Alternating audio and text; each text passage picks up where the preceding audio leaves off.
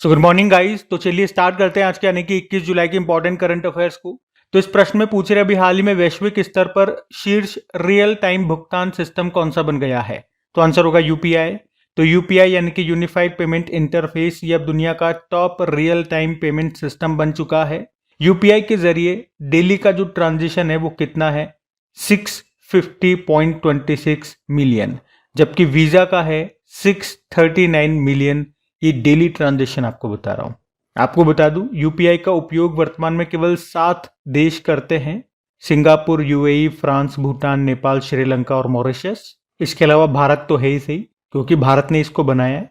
इसके अलावा कुछ और भी देश हैं जिन्होंने इसको अपनाया है। अभी एग्रीमेंट साइन हुआ है, अभी हमने पढ़ा भी है। लेकिन जो वीजा है वो लगभग 200 देशों के अंदर चलता है, लेकिन उसके बावजूद हमने उसको पछाड़ दिया। मतलब यूपीआई ने वीजा को पछाड़ दिया डेली ट्रांजिशन के मामले में।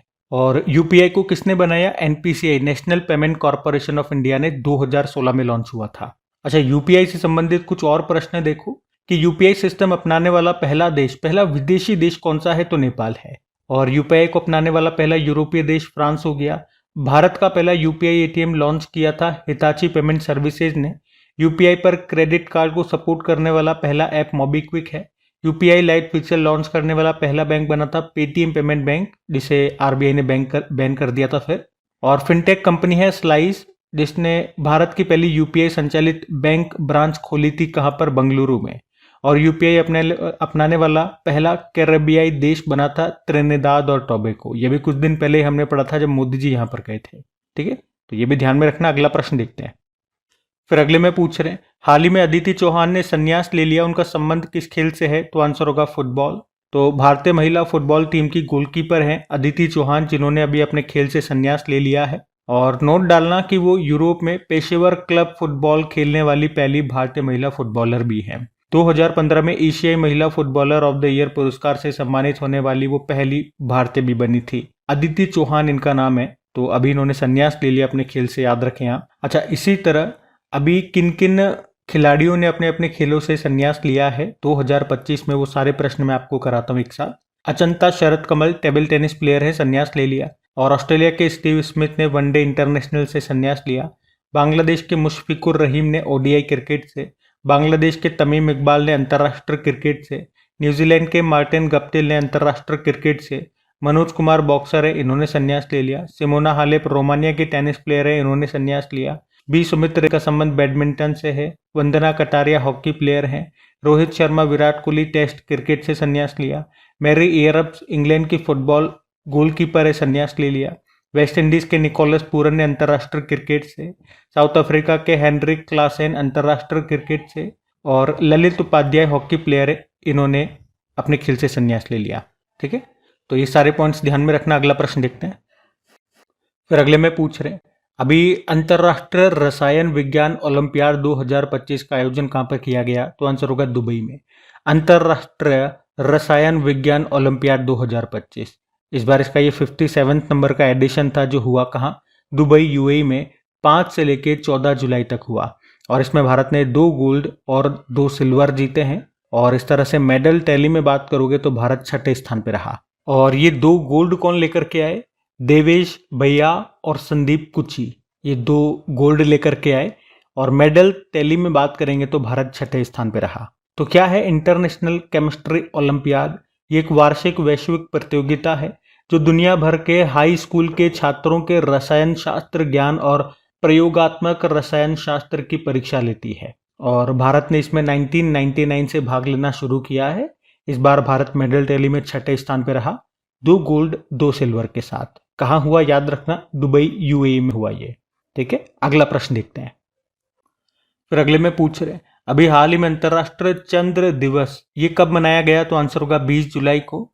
हर साल 20 जुलाई को इंटरनेशनल मून डे के रूप में मनाया जाता है। पहली बार इसे 2022 में मनाया गया था। और क्यों मनाते हैं 20 जुलाई को ही? क्योंकि 20 जुलाई 1969 में अपोलो 11 के द्वारा पहले मानव चंद्रमा लैंडिंग की याद में इसको मनाया जाता है, क्योंकि इसी दिन चांद पर उतरने वाले पहले व्यक्ति बने थे नील आर्मस्ट्रॉन्ग। तो इसीलिए 20 जुलाई को इंटरनेशनल मून डे के रूप में मनाते हैं, ये आपको ध्यान रखना है। अब दिवस वाला प्रश्न है, जुलाई के इंपॉर्टेंट दिवस तो मैं आपको रिवाइज करवाऊंगा ही सही, लेकिन चंद्रमा से संबंधित कुछ प्रश्न देखो। ये हमने बात कर लिया कि चांद पर पहली बार उतरने वाले पहले व्यक्ति थे नील आर्मस्ट्रॉन्ग, और ये कब उतरे थे? 20 जुलाई 1969 को अपोलो 11 मिशन के द्वारा। वैसे इस मिशन में 2 व्यक्ति थे, सबसे पहले थे नील आर्मस्ट्रॉन्ग और उनके बाद बज एल्ड्रिन। अच्छा, चांद पर उतरने वाला पहला देश कौन सा है? तो यूएसएसआर है। कब? 13 सितंबर 1959 को लूना 2 नामक एक मानव रहित अंतरिक्ष यान को चांद की सतह पर भेजा था इन्होंने। और भारत ये चांद पर उतरने वाला चौथा देश बना था दुनिया का। कब उतरा था? 23 अगस्त 2023 को। कौन सा मिशन है हमारा? चंद्रयान 3 मिशन है। और वैसे तो चौथा देश बना था, लेकिन हम साउथ पोल पे उतरे थे, तो साउथ पोल पे उतरने वाले या सॉफ्ट लैंडिंग करने वाला भारत पहला देश बना था दुनिया का। अभी इंटरनेशनल स्पेस स्टेशन पर जाने वाले पहले भारतीय बने थे, पढ़ा था हमने, शुभांशु शुक्ला, एक्सियोम 4 मिशन के द्वारा। अब मैं जुलाई के दिवस एक बार फिर आपको रिवाइज करवा रहा हूँ। 1 जुलाई को national doctor day, GST day, राष्ट्रीय डाक कर्मचारी दिवस। 2 जुलाई को विश्व खेल पत्रकार दिवस। 5 जुलाई को अंतर्राष्ट्रीय सहकारिता दिवस, जो जुलाई के पहले शनिवार को होता है। 6 जुलाई को विश्व जूनोसिस दिवस। 6 जुलाई को विश्व ग्रामीण विकास दिवस। 10 जुलाई को वैश्विक ऊर्जा स्वतंत्रता दिवस। 10 जुलाई को राष्ट्रीय मत्स्य कृषि दिवस। 11 जुलाई को विश्व जनसंख्या दिवस। 15 जुलाई को विश्व युवा कौशल दिवस। 17 जुलाई को अंतर्राष्ट्रीय न्याय दिवस। 18 जुलाई को नेल्सन मंडेला अंतर्राष्ट्रीय दिवस के रूप में और 20 जुलाई को एक तो चेस डे मनाया था, और इंटरनेशनल मून डे के रूप में भी हम 20 जुलाई को मना रहे हैं, ये ध्यान रखना। अगला प्रश्न देखते हैं। फिर अगले में पूछ रहे हैं, हाल ही में किस देश ने भारत को दूसरा GEF 404 इंजन सौंपा है? तो आंसर होगा अमेरिका ने। तो अभी अमेरिका ने भारत को दूसरा GEF 404 इंजन सौंपा है। इसे किस कंपनी ने बनाया? अमेरिका की GE एरोस्पेस कंपनी ने। और भारत में इसे हिंदुस्तान एरोनॉटिकल लिमिटेड को सौंपा गया है। इस इंजन को तेजस लड़ाकू विमान mark 1A light combat aircraft mark 1A में लगाया जाएगा, जिससे तेजस की शक्ति बढ़ जाएगी। और तेजस को किसने बनाया? हिंदुस्तान एरोनॉटिकल लिमिटेड ने ही बनाया है। और ऐसे में हमने 99 GEF 404 इंजन का एग्रीमेंट किया है अमेरिका के साथ में। भारत और अमेरिका के बीच में वो हमें 99 इस तरह के इंजन बना करके देगा, जो हम तेजस में लगाएंगे। तेजस एक हल्का लड़ाकू विमान है, लाइट कॉम्बैट एयरक्राफ्ट है। और हिंदुस्तान एरोनॉटिकल लिमिटेड की बात करें, स्थापना होती है इसकी 1940 में। हेडक्वार्टर मिलेगा बंगलुरु में। CMD है DK सुनील, और ये हमारी 14वें नंबर की महारत्न कंपनी है। अच्छा, इसी तरह के कुछ और प्रश्न मैं आपको करवाता हूँ। सबसे पहले तो आप याद रखना कि वित्त वर्ष 2025-26 के लिए भारत का जो रक्षा बजट रहा है वो कितना है? 6.81 लाख करोड़ रुपीस। उसके अलावा SIG 716 असोल्ट राइफल ये भारत अमेरिका से खरीद रहा है, जिसकी रेंज है 500 मीटर। AK-203 राइफल ये हम रशिया से खरीद रहे हैं, और इसका निर्माण भी हो रहा है उत्तर प्रदेश के अमेठी में। उग्रम क्या है? स्वदेशी असोल्ट राइफल है, इसको DRDO ने बनाया है, जिसके रेंज है 500 मीटर। ब्रह्मोस मिसाइल भारत ने फिलीपींस को बेचा है। और वशोरात क्या है? कम दूरी का एयर डिफेंस सिस्टम है हमारा। समर 2 लंबी दूरी का एयर डिफेंस सिस्टम है। और इंडिया डिफेंस एविएशन एक्सपो का आयोजन अभी जोधपुर में हुआ था, पिछले साल की बात है ये, जब तरंग अभ्यास हुआ था राजस्थान और तमिलनाडु में, उस वक्त की बात है। High altitude anti submarine warfare sonobuoy ये हम अमेरिका से खरीदेंगे। सेना प्रमुख ने, हमारे जो सेना प्रमुख हैं, उन्होंने मल्टी टारगेट एक्सप्लोजिव डिवाइस अग्नि अस्त्र को भी लॉन्च किया था। आग उगलने वाला हथियार ड्रैगन ड्रोन किसने तैयार किया? यूक्रेन ने। C-295 परिवहन विमान ये हमने स्पेन से खरीदा है, स्पेन की एयरबस कंपनी से। और फिलीपींस के बाद इंडोनेशिया ये भारत से ब्रह्मोस खरीदेगा। और भारत ने अपने T-72 युद्धक टैंकों के लिए 1000 हॉर्स पावर के इंजन खरीदने के लिए समझौता किया रशिया के साथ। और रशिया की कौन सी कंपनी है? Rosoboron export company.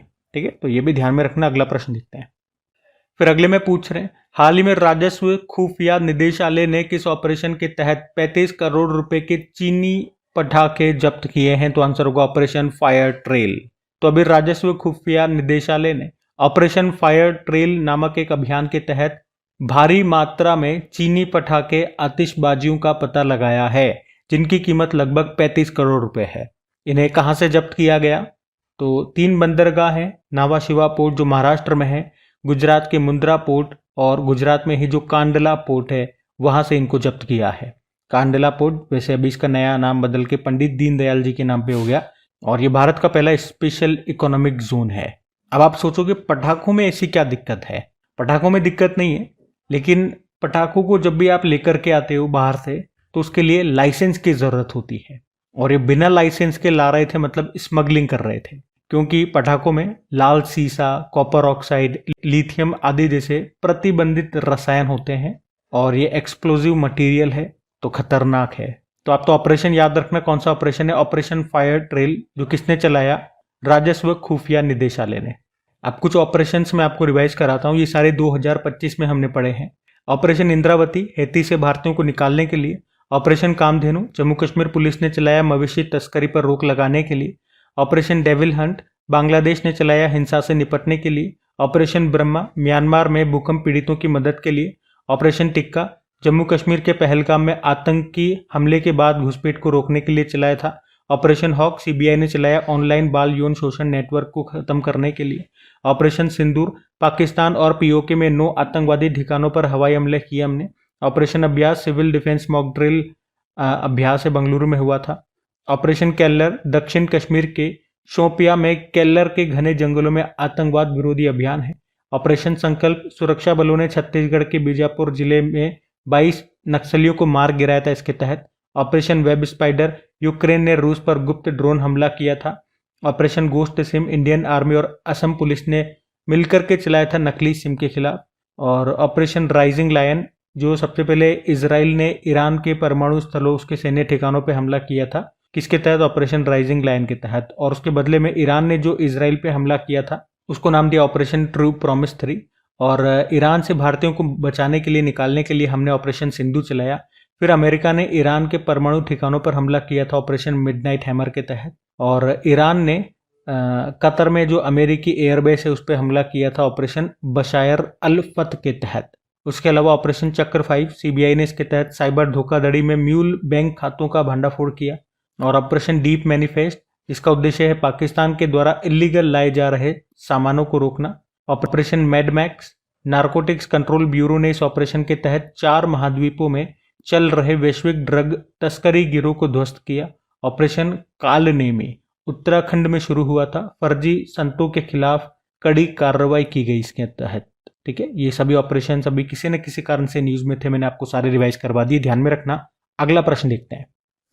फिर अगले में पूछ रहे हैं अभी हाल ही में अदिति योजना कहां पर लॉन्च हुई है? तो आंसर होगा हरियाणा में। तो हमारे जो केंद्रीय ऊर्जा और आवास और शहरी कार्य मंत्री हैं मनोहर लाल खट्टर जी, अभी उन्होंने ही पानीपत हरियाणा से ये अदिति योजना को शुरू किया है। उद्देश्य क्या है? एमएसएमई सेक्टर में ऊर्जा कुशल तकनीक यानी कि एनर्जी एफिशिएंट टेक्नोलॉजी का इस्तेमाल हो सके। मतलब सीधा सा है, एमएसएमई सेक्टर रिन्यूएबल एनर्जी का ज़्यादा से ज़्यादा इस्तेमाल करे, जिससे कार्बन उत्सर्जन कम से कम हो। यही इसका मेन उद्देश्य है और इसे ब्यूरो ऑफ एनर्जी एफिशिएंसी के द्वारा लागू किया जाएगा, इम्प्लीमेंट किया जाएगा। इसे 3 सालों के लिए अभी शुरू किया गया है और इसके लिए बजट रखा है 1000 करोड़ रुपए का। तो इसमें माइक्रो जो उद्यम है, माइक्रो इंडस्ट्रीज हैं, उनको 5% ब्याज सब्सिडी मिलेगी, जबकि स्मॉल इंडस्ट्रीज को 3% ब्याज सब्सिडी मिलेगी, ताकि इस पैसे का इस्तेमाल वो रिन्यूएबल एनर्जी सोर्सेज जैसे कि सोलर हो गया, विंड हो गया, इसमें कर सकें। क्योंकि ये पूरा सेटअप तैयार करने में रिन्यूएबल एनर्जी कहते तो हैं सस्ती पड़ती है, बिजली की बचत होती है, लेकिन स्टार्टिंग में जो इसकी कॉस्ट होती है वो बहुत ज़्यादा होती है। तो सरकार चाहती है कि आप अदिति योजना के तहत ये सरकार से फंड लें, आपको सब्सिडी भी मिलेगी और फिर आप सोलर एनर्जी लगाएं, विंड एनर्जी लगाएं, जो भी आप सेटअप करना चाहते हैं, और उससे फिर बिजली बना करके उपयोग करें। ठीक है, तो ये है अदिति योजना। मैंने आपको समझा दिया क्या है, कहाँ से शुरू हुई है। पानीपत हरियाणा से शुरू हुई है। किसने शुरू किया, किस सेक्टर के लिए है और कितना सब्सिडी किस किस को मिलेगी, सब मैंने आपको बता दिया। अब इसी के साथ कुछ और योजनाएं जो अभी न्यूज़ में थी वो मैं आपको रिवाइज कराता हूँ। जैसे कि गवाह सुरक्षा योजना हरियाणा ने शुरू की थी। शिक्षा संजीवनी बीमा योजना, जिसमें स्कूली बच्चों के लिए है, ये एक तरह की दुर्घटना बीमा योजना राजस्थान ने शुरू की। मुख्यमंत्री एकल महिला स्वरोजगार योजना को उत्तराखंड ने। पंजाब सरकार ने महिलाओं और बच्चों को हिंसा से बचाने के लिए प्रोजेक्ट हिफाजत किया। सशक्त पंचायत नेत्री अभियान पंचायती राज मंत्रालय ने। मुख्यमंत्री बालिका समृद्धि योजना और मुख्यमंत्री कन्या आत्मनिर्भर योजना त्रिपुरा। महिला उद्यमियों को बिना गारंटी लोन देने के लिए अस्मिता लोन योजना एसबीआई ने। राजीव युवा विकासम योजना को तेलंगाना ने। प्रधानमंत्री युवा 3.0 इसको शिक्षा मंत्रालय ने लॉन्च किया था। ये इसका तीसरा फेज है। इसकी जो मेन शुरुआत है ये 2021 में हुई थी और स्टूडेंट पुलिस कैडेट योजना को भी राजस्थान ने शुरू किया। तो ये सभी योजनाएं न्यूज में थी, ध्यान में रखना। अगला प्रश्न देखते हैं। फिर अगले में पूछ रहे हैं, हाल ही में डीआरडीओ ने भारत में निर्मित पहला किफायती उन्नत कार्बन फाइबर फुट प्रोस्थेसिस का अनावरण अभी कहां पर किया? तो आंसर होगा एम्स बीबी नगर। और ये कहां पर है? तेलंगाना में है। तो अभी डीआरडीओ और तेलंगाना के एम्स बीबी नगर ने एक खास तरह का कार्बन फाइबर से बना कृत्रिम पैर, आर्टिफिशियल जो फुट है, जो पैर है, उसको तैयार किया है। ये जो पैर है, ये जो नकली पैर है, ये 125 किलोग्राम तक का भार उठा सकता है और इसकी कीमत 20,000 रुपये के अंदर अंदर है। और आप कह सकते हो जो विदेशी जो कृत्रिम पैर होते हैं ये उन्हीं की तरह है, पर उनसे काफ़ी सस्ता है। वो तो 2-2 लाख रुपए तक के आते हैं और ये 20,000 के अंदर मिल जाएगा। तो ये कार्बन फाइबर से बना है, इसलिए बेहद हल्का है और टिकाऊ भी है। तो इसे खास तौर पर उन लोगों के लिए बनाया गया है जिनका कोई पैर, एक पैर कट गया या दोनों पैर कट चुके हैं, तो उन्हें रोजमर्रा के जीवन में चलने फिरने में परेशानी होती है, तो उनके लिए ये फायदेमंद होगा। तो सस्ता भी होगा, तो उनके बजट में भी आएगा, और हल्का होगा तो वो आराम से इसको इस्तेमाल कर पाएंगे। तो याद रखना, बनाया किसने? डीआरडीओ ने तेलंगाना के एम्स बीबी नगर के साथ मिलकर के इसको तैयार किया है। और डीआरडीओ की थोड़े से स्टैटिक देखें तो डीआरडीओ मतलब defence research and development organisation, स्थापना होती है 1958 में। हेडक्वार्टर मिलेगा नई दिल्ली में। चेयरमैन है समीर वी कामत और पहले चेयरमैन थे दौलत कोठारी। मोटो होता है strength origin is in knowledge बलस्य मूलम विज्ञानम। तो ये सब ध्यान में रखना। अगला प्रश्न देखते हैं। फिर अगले में पूछ रहे हैं, हाल ही में टेस्ट क्रिकेट में अपनी दूसरी पारी में केवल 27 रन पर ऑल आउट होकर के टेस्ट इतिहास का दूसरा सबसे कम स्कोर किसने बनाया? तो आंसर होगा वेस्ट इंडीज। तो अभी वेस्ट इंडीज और ऑस्ट्रेलिया के बीच टेस्ट मैच चल रहा था। कहाँ पे? किंगस्टन, जमाइका में।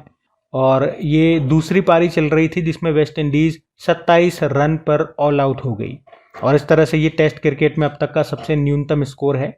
इससे भी न्यूनतम रह चुका है 1955 में, जब न्यूजीलैंड 26 रन पे ऑल आउट हो गया था। और अभी वेस्ट इंडीज ने ये दूसरा टेस्ट क्रिकेट में दूसरा सबसे न्यूनतम स्कोर बनाया।